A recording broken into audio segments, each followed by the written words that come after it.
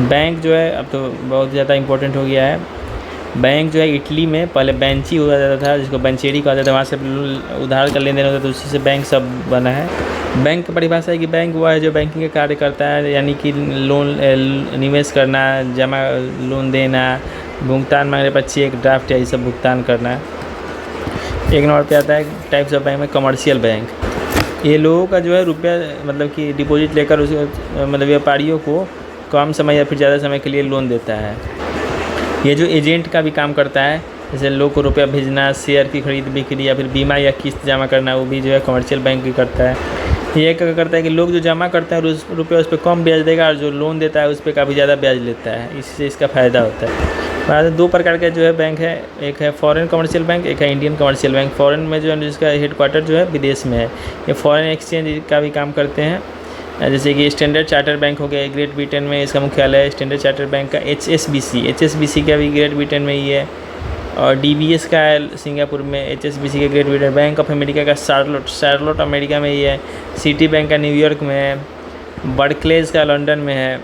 London में देखा हुआ है BSH स्टैंडर्ड है बर्कले। द स्टैंडर्ड है HSBC बैंक और बर्कले, इस तीनों का लंदन में है। बैंक ऑफ अमेरिका का शार्लोट अमेरिका में, सिटी बैंक का भी न्यूयॉर्क अमेरिका में है, DBS का सिंगापुर में है। तो इंडियन कमर्शियल बैंक उन बैंकों का इस्तेमाल जिसमें भारत में हुआ है। सार्वजनिक बैंक जो सरकारी बैंक होता है उसमें 51% कम से कम उसका मालिक जो सरकार होना चाहिए। जैसे कि 21 को टोटल था इसका। IDFC बैंक, SBI बैंक ये सब शामिल था। उसके बाद जाकर बहुत बैंकों को मिला देने के बाद 12 को बैंक था, जैसे कि किनको मिलाया गया। तो Punjab national bank, oriental bank of commerce, United bank of India को आपस में मिला दिया गया। उसके बाद केनरा बैंक का सिंडिकेट बैंक के साथ मिलन हुआ। Union bank, Andhra bank, corporation bank का हुआ। इंडियन बैंक और इलाहाबाद बैंक का भी हो गया। और देखते हैं जो सार्वजनिक बैंक है उसका हेडक्वार्टर कहाँ है, तो मुंबई में है। स्टेट बैंक का मुंबई में है। बैंक ऑफ इंडिया का मुंबई में है। सेंट्रल बैंक ऑफ इंडिया का मुंबई में है। यूनियन बैंक ऑफ इंडिया का मुंबई दिल्ली में है। पंजाब नेशनल बैंक का, पंजाब एंड सिंध बैंक का भी दिल्ली में है। कोलकाता में है यूको बैंक का। बेंगलुरु में है केनरा बैंक का। बैंक ऑफ बड़ौदा का बड़ौदा गुजरात में ही है। यूनियन बैंक ऑफ इंडिया का तो हो ही गया मुंबई में। इंडियन बैंक का चेन्नई में। इंडियन ओवरसीज बैंक का चेन्नई में। बैंक ऑफ महाराष्ट्र का पुणे में। इंडियन बैंक और इंडियन ओवरसीज बैंक का चेन्नई में। बैंक ऑफ महाराष्ट्र है तो पुणे में ही होगा। पंजाब का दिल्ली में। पंजाब एंड सिंध का भी दिल्ली में। यूको का कोलकाता में। केनरा का बेंगलुरु में। Bank of India, central bank of India, union bank of India, state bank of India का मुंबई में। बड़ौदा का बड़ोदरा में। ऐसे सबसे पहला बैंक अवध कमर्शियल बैंक था, जिसका 1881 में स्थापना हुआ था। लेकिन लोगों के रुपए से जो स्थापना हुआ सबसे पहले वो पंजाब नेशनल बैंक का हुआ, जिसका स्थापना 1894 में हुआ। जब प्राइवेट बैंक में आता है ये सब, जिसके मालिक सरकार नहीं होता है, शेयर जिसके पास होता है वही मालिक होता है। Axis, HDFC, Kotak, ICICI, DCB, Indus IND, बंधन, यस, फेडरल, RBI बैंक, ये सब जो है RBL बैंक, ये सब प्राइवेट बैंक का 3 को मेन काम होता है। प्राइमरी कार, सेकेंडरी कार और इलेक्ट्रॉनिक बैंकिंग सुविधा। इसके बाद इसमें जो मेन प्राइमरी काम में आता है जमा स्वीकार करना और लोन देना, यानी कि रुपया लेना, लोन देना। बैंक जो है अकाउंट खोल कर लोगों का रुपया जमा करता है। कई प्रकार के अकाउंट होता है। सबसे पहले देखते हैं FD। इसमें क्या होता है कि लोग रुपये को फिक्स करते हैं और टेन्यूर के पहले निकालना होता है तो उस पर रेट कट होता है, उसके बाद मिल जाता है। उसमें जो बैंक जो है जितनी सबसे ज़्यादा ब्याज है, जितना लंबा टाइम तक रखेगा उतना ज़्यादा ब्याज मिलेगा। इसको जो है टाइम लायबिलिटी कहा जाता है। एक बैंक में जमा रुपये को टाइम लायबिलिटी कहा जाता है। होता है करेंट डिपॉजिट। इसमें जितना भी मन कीजिए रुपया डिपॉजिट जमा कर सकते हैं, निकाल सकते हैं। व्यापारी वर्ग के लिए होता है। इसमें जो जनरली रुपया जो है चेक के द्वारा निकलता है। अमेरिका में तो इस खाता को चेक खाता ही कहा जाता है। इसमें जो बैंक में कोई ब्याज वाज नहीं देता है। ये जो है आप मिनिमम अमाउंट उससे कम रखिएगा तो इस पर आपको चार्ज भी लगता है।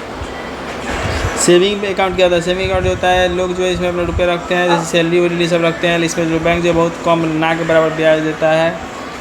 इसमें जो बैंक रुपये जमा होता है वो इसको जो है सेविंग अकाउंट को इसको जो डिमांड लायबिलिटी बोलते हैं, इसको डिमांड लायबिलिटी बोला जाता है। इसको लोग इसको जॉब चाहे इसको मांग सकते हैं, तो इसको डिमांड लायबिलिटी बोला जाता है। FD को टाइम लायबिलिटी बोला जाता है।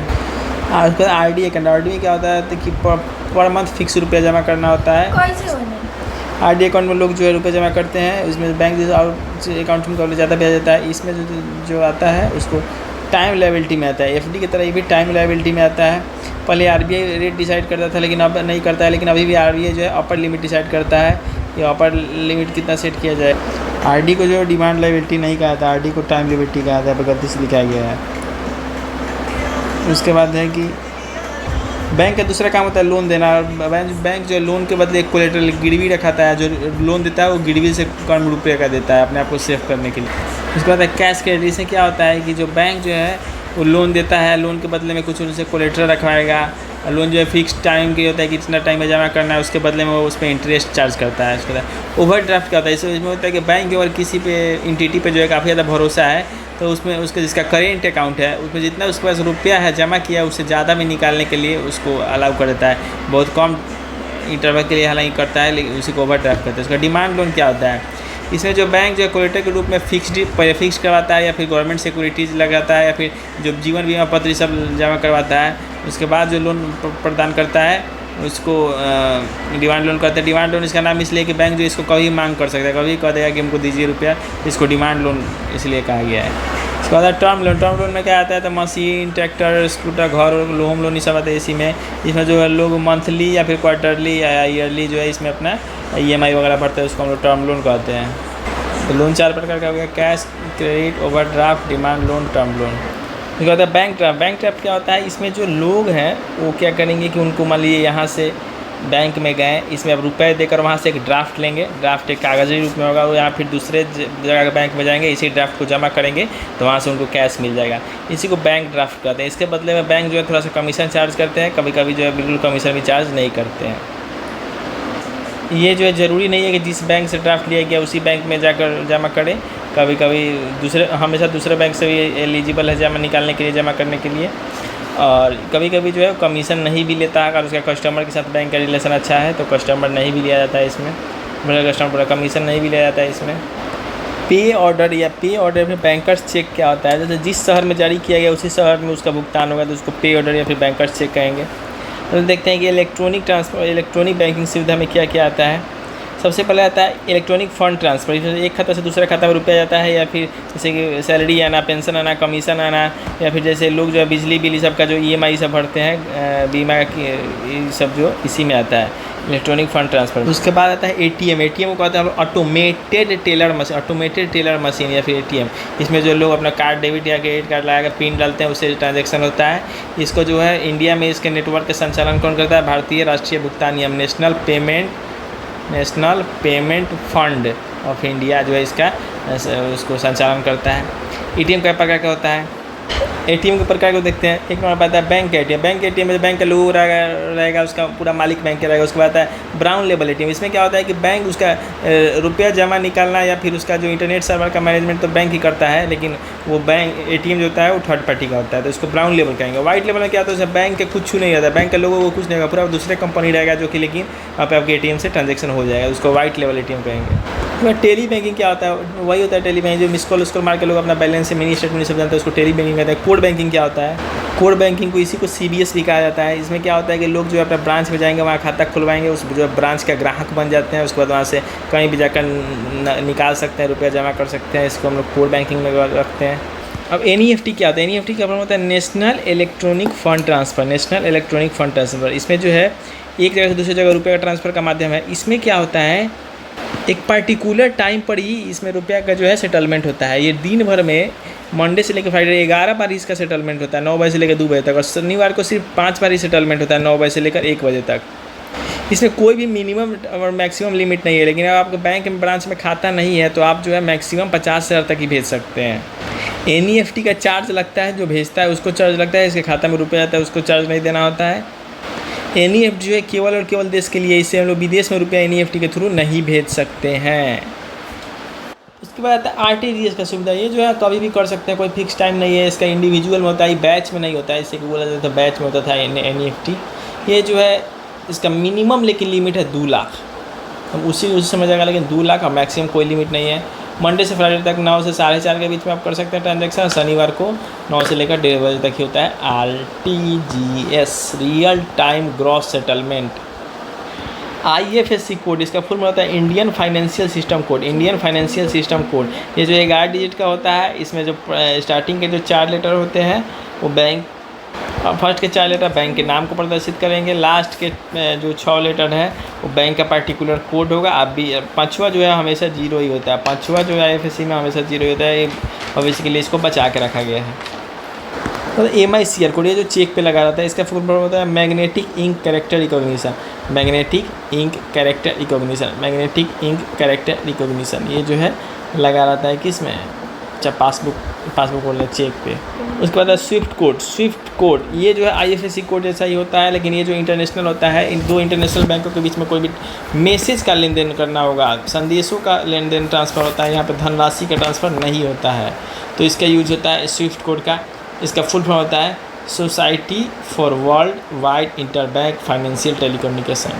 स्विफ्ट का फुल फॉर्म होता है society for world wide, W से वर्ल्ड, सोसाइटी फॉर W से वर्ल्ड वाइड इंटरबैंक, I से हो गया इंटरनेशनल नहीं, इंटरबैंक फाइनेंशियल, F से हो गया इंटरबैंक और फाइनेंशियल और टेलीकम्युनिकेशन, टेलीकम्युनिकेशन।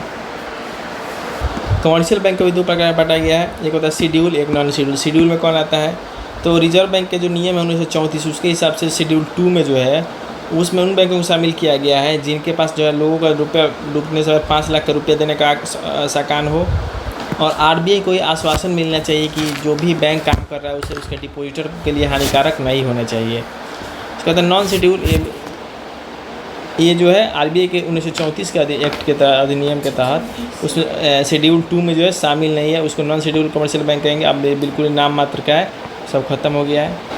तो सेंट्रल बैंक क्या होता है, उसका क्या होता है, वो जितने banking system, entire banking system को वही कंट्रोल करता है, रुपये का छापना इसी का काम हो गया। गवर्नमेंट्स का बैंक इसी को कहा जाता है, जो है करेंसी सप्लाई को भी यही मेंटेन करता है। जैसे इंडिया में हो गया रिजर्व बैंक, इंग्लैंड में हो गया बैंक ऑफ इंग्लैंड, अमेरिका में हो गया फेडरल रिजर्व सिस्टम। ये सब जो है सेंट्रल बैंक का एग्जाम्पल है। सबसे पहला बैंक जो है 1668 में स्वीडन में स्थापित हुआ, लेकिन जो सेंट्रल बैंक का जो मतलब कि इस्टेब्लिशमेंट जो शुरू हुआ वो 1694 के बैंक ऑफ इंग्लैंड के बाद ही हुआ। RBI का जो है स्थापना हुआ कब हुआ, 1 अप्रैल 1935 को हुआ, 1 अप्रैल 1935 को हुआ। RBI एक्ट 1934 का तहत हुआ 1 अप्रैल 1935 को। इसमें जो 5 करोड़ का इसको ऑथराइज कैपिटल इसको मिला। आज़ादी के बाद जो रिजर्व बैंक जो है वो नेशनलाइज कब हुआ, नेशनलाइज हुआ 1 जनवरी 1949 को। नेशनलाइज हुआ 1 जनवरी 1949 को, स्थापना हुआ 1 अप्रैल 1935 को। इसका मेन हेडक्वार्टर जो मुंबई में है। इसके 4 गो लोकल मेन है, उसमें आता है मुंबई, कोलकाता, चेन्नई और दिल्ली। मुंबई, कोलकाता, चेन्नई और दिल्ली। पहले जो इंडिया बैंक जो 1914 में चैम्बरलेन कमीशन की ऐसी मतलब कि एथी पर बना जो बैंक था। 1921 में इम्पीरियल बैंक का स्थापना हुआ था, लेकिन ये जो है कमर्शियल बैंक था। इसमें कुछ ही काम जो था वो सेंट्रल बैंक के रूप में करता था, ये तो जनरली ये commercial bank. Hilton young commission जो है वही जो है इसका नाम रखा गया reserve bank of India, Hilton young commission. उसके बाद RBI के जो है 20 विषय मेन होते हैं, क्या कहते हैं उसको, सेंट्रल बोर्ड ऑफ डायरेक्टर 20 को मेंबर होते हैं। 20 को में से 1 हो गए गवर्नर, 4 को हो गए डिप्टी गवर्नर, 5 को ये लोग ख़त्म। 1 को गवर्नर, 4 को डिप्टी गवर्नर, 5 को ख़त्म। 1 को सरकार मिनिस्ट्री ऑफ फाइनेंस से 1 आदमी को रखता है, 6 को ख़त्म। उसके बाद 4 को जो है मुंबई, चेन्नई, दिल्ली, कोलकाता वाला जो है तो वो लोग 4 को हो गए, तो 10 को ख़त्म। 10 को यहाँ हो गया, और बाकी 10 को जो है अलग अलग डिपार्टमेंट के इकोनॉमिक एक्सपर्ट रहते हैं, वो लोग रहते हैं। टोटल 20 को मेंबर रहता है। RBI का जो स्थानीय बोर्ड है, लोकल जो बोर्ड होता है, उसमें जो है 5 आदमी का मेंबर होता है। जैसे लोकल बोर्ड में मुंबई, चेन्नई, दिल्ली का कहता है, 5 आदमी होता है इसमें से, क्योंकि सरकार के द्वारा नियुक्त किया जाता है और 4 साल के लिए होता है, 4 साल के लिए। अब इसे देखते हैं कि RBI और कमर्शियल बैंक में क्या क्या अंतर है। तो 1 नंबर पे आता है कि जो RBI जो है उसका काम है लोगों का सेवा करना, और जो व्यापारिक बैंक है उनका काम है मेन कमाई करना अपना।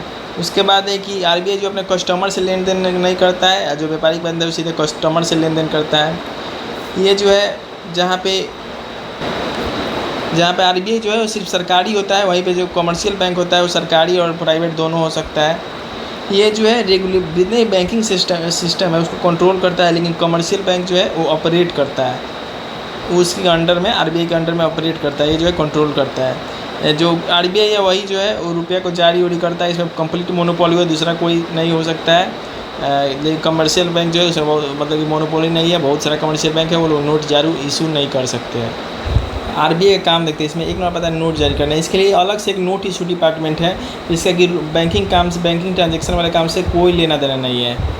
1956 तक आरबीआई जो है प्रोपोर्शनेट रिजर्व सिस्टम के तहत, प्रोपोर्शनेट रिजर्व सिस्टम के तहत जारी करता था।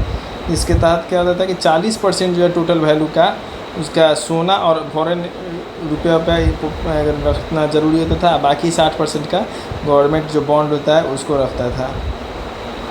1956 के नोट जारी करने तक क्या किया जाता था कि 515 करोड़ में से 115 करोड़ का सोना और 400 करोड़ का फॉरेन एक्सचेंज का रुपया जो होता था वो रखा जाता था। लेकिन 31 अक्टूबर 1957 के बाद क्या हुआ कि आरबीआई एक्ट में संशोधन किया गया और 515 करोड़ से इस अमाउंट को घटाकर 200 करोड़ कर दिया गया। जितना भी सेंट्रल बैंक होता है आरबीआई टाइप जितने भी देश का, वही नोट जारी करता है। एक सिंगापुर का जो अथॉरिटी ऑफ सिंगापुर बैंक है वो जो है वो नोट जारी नहीं करता है। हम देखते हैं कि क्या क्या फ़ायदा होता है जब आरबीआई नोट छापता है, जैसे सेंट्रल बैंक की सभी नोट छापता है तो क्या फ़ायदा होता है। तो इससे क्या होता है कि उन लोगों का मोनोपोली टाइप होता है, जैसे कि यूनिफॉर्मली देश में एक प्रकार का आप इन्फ्लेशन सब कंट्रोल करने में मदद मिलता है।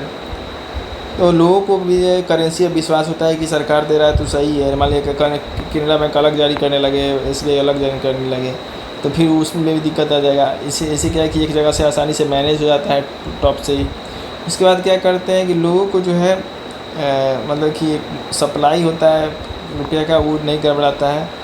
उसके बाद इससे जो है नोट छापने से काफ़ी ज़्यादा कमाई भी होता है, जिसको कि सरकार की कोष यानी सरकारी खजाना में जमा किया जाता है। उसके बाद 4 जगह से मतलब कौन कौन जगह से मेन क्या क्या चीज़ छपाता है उसको देखते हैं। तो इंडियन सिक्योरिटी प्रेस जो नासिक महाराष्ट्र में, इसका नाम है सिक्योरिटी प्रेस। यहाँ पे रुपया नहीं छपाता है, यहाँ पे डाक टिकट, स्टाम्प पेपर, बैंक का चेक, बॉन्ड या फिर स्टेट गवर्नमेंट का सिक्योरिटी हुआ या फिर पब्लिक सेक्टर का जो है वो लोग अंडरटेकिंग जो लेते हैं उसके अंदर में जो सिक्योरिटी देते हैं वो सब यहीं पे छपाता है। इंडियन सिक्योरिटी प्रेस एक नासिक महाराष्ट्र में। उसके बाद आता है सिक्योरिटी प्रिंटिंग प्रेस हैदराबाद का। इसका स्थापना जो है 1982 में किया गया। ये जो है इसी महाराष्ट्र नासिक और इंडियन सिक्योरिटी प्रेस सेम वही काम करता है, लेकिन साउदर्न रीजन को कवर करने के लिए इसको स्थापना किया गया। उसके बाद करेंसी प्रेस नोट जो महाराष्ट्र नासिक में है, इसमें 10, 50, 100, 500 का नोट छपाता है करेंसी प्रेस नोट में। 1000 का नोट जो है वहाँ पे नहीं छपाता है, 1000 का नोट बंद होने का ना तो पहले छपाता था। उसके बाद बैंक नोट प्रेस देवास में है। देवास में यहाँ पर क्या क्या छपाता है, इसमें 20, 50, 100, 500, 10 का यहाँ पे छपाता है महाराष्ट्र में, लेकिन देवास में मध्य प्रदेश में नहीं छपाता है। यहाँ पे जो है देवास मध्य प्रदेश, यहाँ पे इंक भी बनता है जो जब छपाता। इसके बाद करेंसी नोट प्रेस जो है मैसूर में है। ये मॉडर्न प्रिंटिंग प्रेस, यहाँ पे सभी प्रकार के नोट छपा जाता है। उसके बाद सिक्योरिटी पेपर मिल है होशंगाबाद मध्य प्रदेश में। ये जो है सिक्योरिटी पेपर में है होशंगाबाद मध्य प्रदेश में। ये जो है करेंसी के लिए जो पेपर बनता है उसको, और नॉन जुडिशियल स्टाम्प जो है वो यहाँ पे बनता है। करेंसी के लिए पेपर यहाँ से मिलता है। 1967-68 में जो है इसको कमीशन किया गया। 4 गो टकसाल है जहाँ पर सिक्का छपता है। एक हो गया मुंबई, कलकत्ता, हैदराबाद और नोएडा। मुंबई, कोलकाता, हैदराबाद और नोएडा। सबसे नया जो है नोएडा वाला है, सबसे पुराना मुंबई वाला। मुंबई, कोलकाता, हैदराबाद और नोएडा। मुंबई और कोलकाता के टकसाल में सिक्के के अलावा और भी प्रकार के मेडल भी छपाया जाता है। मुंबई और कोलकाता में सिक्के के अलावा मेडल भी यहीं से गेमों के लिए यहीं से पे बनता है जी। सेंट्रल बैंक यहाँ पे किसका खाता होगा, आरबीआई में किसका खाता होगा, सरकार का खाता होगा, स्टेट गवर्नमेंट का खाता होगा, बहुत सारा मिनिस्ट्री ऑफ कम्युनिकेशन जैसे बहुत सारे मंत्रालय का खाता चलता है। यानी कुल प्रकार के बहुत प्रकार के सरकार का या फिर बैंक जो होते हैं बैंक का खाता वहाँ पे चलता है, कस्टमर का खाता वहाँ पे नहीं चलता है। उसी प्रकार से जो ये जो है लोन भी देता है सरकार को। कब लोन देता है तो किस लिए लोन देता है, तो जब मान लीजिए इनको फाइनेंशियल एक्सपेंडिचर जो खर्चा जो है पब्लिक खर्चा वो रिसिप्ट से यानी कि ज़्यादा हो गया, आमदनी ज़्यादा हो गया, तो वहाँ पर अस्थायी जो घाटा होता है उसको मेंटेन करने के लिए आरबीआई जो है सरकार को जो है वो देता है, लोन देता है शॉर्ट टर्म के लिए। बैंकर्स का बैंक भी कहा जाता है, बैंकर ऑफ द बैंक्स, अभी बैंक ऑफ द बैंकर जो भी वो कहा जाता है। उसके चलते बैंकों का बैंक होने के कारण, बैंकर्स बैंक होने के कारण इसका कुछ काम होता है। जैसे सबसे पहले सुपरवाइज करता है जितने भी कमर्शियल बैंक है उसका, लाइसेंस देता है उनको। उसके बाद क्या करता है, जितने भी फॉरेन कमर्शियल बैंक है उनको अपने ब्रांच खोलने के लिए यहाँ पे अनुमति दिया जाता है। उसके बाद बैंक का जो मर्जर होता है वो भी यही करता है। आरबीआई जो है वो बैंकिंग को रेगुलेट करता है as a lender of last resort, अंतिम ऋणदाता के रूप में लेंडर, उसी को लेंडर ऑफ लास्ट रिजॉर्ट कहा जाता है। लेंडर ऑफ लास्ट रिजॉर्ट का मतलब क्या होता है? इसका मतलब होता है कि जब जितने भी कमर्शियल बैंक हैं उनको कहीं से भी लोन नहीं मिलता है, तब वो जो है आरबीआई से लोन मांगने के लिए भीख मांगा खाने पहुँच जाते हैं। आरबीआई जो है उनसे प्रॉपर सिक्योरिटी रखवा के उन लोगों को लोन प्रदान करता है। फॉरेन की करेंसी के रिजर्व को मेंटेन करता है कि लोगों से ज़्यादा जो है डील, जब फॉरेन से एक्सचेंज से डील करना हो तो उसके लिए फॉरेन करेंसी का भी रिजर्व रखा जाता है। द क्लियरिंग हाउस के रूप में, क्लियरिंग हाउस क्या होता है? क्लियरिंग हाउस का मतलब हुआ, मान लिया कि आप जैसे आपका एसबीआई है और ये हो गया पीएनबी, तो आपका वैसे एसबीआई का चेक है तो इस चेक को आप पीएनबी में भजा सकते हैं। लेकिन पीएनबी जो है कहीं से भजाएगा ना, भजाने के लिए कहाँ जाएगा? तो प्रत्येक 2-3 जिला पर एक क्या होता है, क्लियरिंग हाउस होता है, जो कि आरबीआई के द्वारा होता है। जैसे कि हाजीपुर पटना इस समय नहीं है क्योंकि वहाँ पर पटना में ही हो जाता है, तो ये लोग का यहाँ पर जाएगा चेक और यहाँ से भज के रुपया आएगा, तो इसी को हम लोग क्लियरिंग हाउस का भी काम करता है, इसको कहा जाता है। कंट्रोल, इसके होता है साख मुद्रा यानी कि क्रेडिट मनी का नियंत्रण करना, कंट्रोल करना, मतलब ये नोट ज़्यादा तो नहीं छपा जा रहा है या फिर ज़्यादा कम तो नहीं छपा जा रहा है, उस सबको रेगुलेट करना आरबीआई का ही काम है। इसके अलावा भी आरबीआई का कुछ काम होता है, जैसे कि इसका पहला काम देखते हैं, ये जो है किसान कृषि के लिए भी जो है ये क्रेडिट फैसिलिटी को अवेलेबल कराता है, जिससे कि कृषि क्षेत्र में विकास हो सके। उसके बाद जो है IMF जो है वो रिप्रेजेंट करता है इंडिया को, वर्ल्ड बैंक और जितने भी फाइनेंशियल दूसरे कॉन्फ्रेंस होता है उसमें IMF रिप्रेजेंट करता है इंडिया को। उसके बाद ये क्या करता है, तो कटा फटा पुराना नोट रहता है उसको बदलता है। उसके बाद जितने भी इसको डाटा स्टैटिस्टिक्स मिलता है इकोनॉमिक इंफॉर्मेशन के बारे में, उसको कलेक्ट करके फिर समय समय पर पब्लिश करते रहता है उसको। मॉनेटरी पॉलिसी देखते हैं, मॉनेटरी पॉलिसी क्या होता है? मॉनेटरी पॉलिसी जो है बहुत ही एक अहम रोल अदा करता है एक देश की इकोनॉमी में। इसका काम होता है कि मॉनेटरी पॉलिसी को रिव्यू करे, हर महीने उसको पब्लिश किया जाता है। मेन ऑब्जेक्टिव जो होता है मॉनेटरी पॉलिसी का वही होता है कि इन्फ्लेशन को कंट्रोल करना और मार्केट में उसको लिक्विडिटी को बनाए रखना। और इसको करने के लिए मॉनेटरी पॉलिसी में बदलाव कर समय समय पर किया जाता है। आरबीआई का जो मॉनेटरी पॉलिसी को कंट्रोल करने के लिए या फिर क्रेडिट पॉलिसी जो होता है उसको 2 पार्ट में बांटा गया है। पहला पार्ट हो गया क्वांटिटेटिव इंस्ट्रूमेंट्स और दूसरा होगा क्वालिटेटिव। तो इसमें क्वांटिटेटिव में क्या क्या आता है? Repo rate, reverse repo rate, bank rate, CRR cash reserve ratio, SLR statutory liquidity ratio, open market operation, ये सब इसमें आता है। क्वालिटेटिव में क्या आता है? Marginal need, rationing of credits, direct action, moral impact, उसके बाद आता है डिफरेंशियल ऑफ इंटरेस्ट रेट्स। इसका सब के बारे में आगे 1 बाय 1 करके सबसे पहले हम देखते हैं रेपो रेट क्या होता है। रेपो रेट क्या होता है? रेपो रेट जो है बैंक जो है आरबीआई जो लोन देता है बैंकों को उसको हम लोग रेपो रेट कहते हैं। रेपो रेट जो है डायरेक्टली प्रोपोर्शनल है लोन से। अगर रेपो रेट सस्ता होगा तो लोन भी सस्ता हो जाएगा, अगर रेपो रेट को महंगा किया जाएगा तो लोन भी है वो महंगा हो जाएगा। और रिवर्स रेपो रेट क्या होता है? इस पर जो है आरबीआई जो है बैंकों से रुपया लेता है, उसको रिवर्स रेपो रेट कहा जाता है। रिवर्स रेपो रेट होता है वो लिक्विडिटी से डायरेक्टली प्रोपोर्शनल होता है। रिवर्स रेपो रेट बढ़ जाएगा तो क्या होता है, लिक्विडिटी मार्केट में जो है वो बढ़ जाएगा। सॉरी, रिवर्स RRR जो है, रिवर्स रेपो रेट जो है वो लिक्विडिटी से इन्वर्सली प्रोपोर्शनल है। अगर इसको रिवर्स रेपो रेट को बढ़ा दिया जाएगा तो लिक्विडिटी जो है वो घट जाएगा, और रिवर्स रेपो रेट को घटा दिया जाएगा तो लिक्विडिटी बढ़ जाएगी। इसको समझते हैं कैसे? रिवर्स रेपो रेट क्या हुआ, एक तरीके से बैंक से जो रुपये लिएगा उसको फिक्स लोन मिलता है ना, मतलब फिक्स % का प्रॉफिट मिलता है। जब RRR बढ़ जाएगा तो बैंक क्या करेगा, लोगों को लोन देने का क्या जरूरत है, डायरेक्ट आरबीआई को ही लोन दे देगा और वहीं से उसका कमाई होगा। उसके कारण क्या होगा कि मार्केट में लोन मिलेगा नहीं, जिसके कारण लिक्विडिटी घट जाता है। तो RRR जो होता है वो लिक्विडिटी से इन्वर्सली प्रोपोर्शनल होता है। और जो यहाँ पे जो रेपो रेट था वो लोन रेट से डायरेक्टली प्रोपोर्शनल था। रेपो रेट बढ़ेगा लोन रेट बढ़ जाएगा, रेपो रेट से घटेगा लोन रेट घट जाएगा। बैंक रेट क्या होता है? जैसे बैंक जो है वो लेंडर ऑफ लास्ट रिजॉर्ट के रूप में जो बैंकों को लोन देता है, यानी कि बैंकों को कहीं से लोन नहीं मिलता है तो जो आरबीआई से लोन लेता है उसी को बैंक रेट बोला जाता है। बैंक रेट डायरेक्टली प्रोपोर्शनल होता है लोन से, यानी बैंक रेट बढ़ेगा लोन भी बढ़ जाएगा और उससे डिमांड का जो क्रेडिट होता है वो भी घट जाता है। मतलब डिमांड एक तरीके से समझिए डिमांड घट जाता है, और बैंक रेट जो है कम हो गया तो लोन भी सस्ता हो जाएगा, जिसके कारण क्या होगा डिमांड जो है वो बढ़ जाता है। अब CRR क्या होता है, कैश रिजर्व रेशियो। ये जो है बैंकों को अपना कुछ परसेंट फिक्स रुपया जो है आरबीआई में जमा करके रखना आता है। आरबीआई क्या करता है, जैसे मार्केट में रुपया के लिक्विडिटी को अगर बढ़ाना हो तो इसको क्या करता है, CRR को घटा देगा। जिसके कारण क्या होगा कि बैंकों को आरबीआई के पास कम रुपया जमा करना होगा, ज़्यादा अपने पास रखता है, जिस कारण लोन देने लगेगा। और लिक्विडिटी को घटाना होता है तो क्या कहता है, CRR को बढ़ाया जाता है। जिस कारण कहता है बैंक को ज़्यादा रुपया मजबूरी में देना होता है, इस पर कोई इंटरेस्ट भी नहीं देता है आरबीआई। तो इसके कारण बैंक जो है अपना रुपया यहाँ पे जमा करता है, उस पर इस कारण लोन के लिए रुपया कम डिस्ट्रीब्यूट करता है, तो लिक्विडिटी थोड़ा घट जाता है। CRR का रेट जो है बदलते रहता है, इसलिए इसको याद नहीं रखना है। उसके बाद SLR क्या होता है, statutory liquidity ratio. Statutory liquidity ratio में बैंकों के पास जो अपने पास कुछ परसेंट फिक्स मतलब कैश के रूप में रखना होता है, ये जिससे वो अपना ट्रांजेक्शन जो विड्रॉल डिपोजिशन वाला काम होता है, ये सब वो अपना कर पाए। रुपया के मांग को घटाने के लिए आरबीआई क्या करता है कि वो SLR के रेट को बढ़ा देगा। SLR बढ़ा देगा मतलब कि आप बैंक वाला को बोलेगा कि तुम अपने ज़्यादा रुपये, इसने पहले 100 रखता था, तुम 110 रुपये हमेशा अपने पास रखो। जिस कारण कि लोन ज़्यादा दे नहीं पाएगा, तो उससे क्या होगा, ये थोड़ा डिमांड घटेगा। फिर यहाँ पे वैसे सेम होता है, मान लीजिए फिर SLR को घटा देगा, बोलेगा कि नहीं पहले तुम 100 रुपये रखते था, 80 को रखो, काम चल जाएगा। जिसके कारण 20 रुपये यहाँ लोन में बांट देगा, जिसके कारण क्या होगा, क्रेडिट या फिर लोन का विस्तार होने लगता है। तो ओपन मार्केट से आरबीआई जो है सिक्योरिटीज़ को खरीदता है या बेचता है, उसी को कहते हैं ओपन मार्केट ऑपरेशन। जब आरबीआई जो है सिक्योरिटीज़ को बेचता है तो उससे इकोनॉमी का कैश फ्लो आता है, और जिसके कारण क्या होता है कि मार्केट लिक्विडिटी घट जाता है।